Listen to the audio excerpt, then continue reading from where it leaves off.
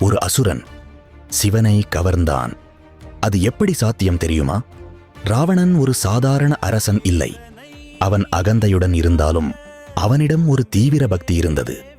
ஒரு நாள் அவன் கைலாச மலைக்கு சென்றான். சிவனை நேரில் பார்க்க அவன் விரும்பினான். ஆனால் நந்தி அவனை தடுத்தான். கோபம் வந்த ராவணன் முழு கைலாச மலையே தூக்க முயன்றான்.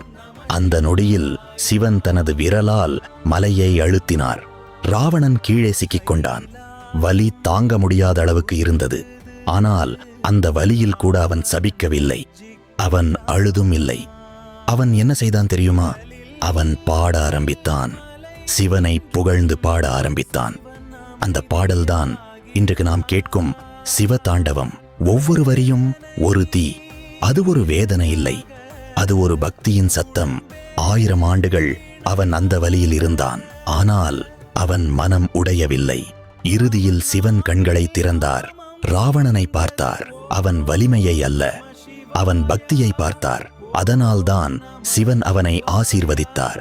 ஒரு அசுரன் கூட சிவனை கவர முடிந்தால் அதற்கு காரணம் சக்தி இல்லை, பக்திதான். இன்னும் இப்படி மறைக்கப்பட்ட உண்மைகளை தெரிந்து கொள்ள இப்போதே சப்ஸ்கிரைப் பண்ணுங்கள்.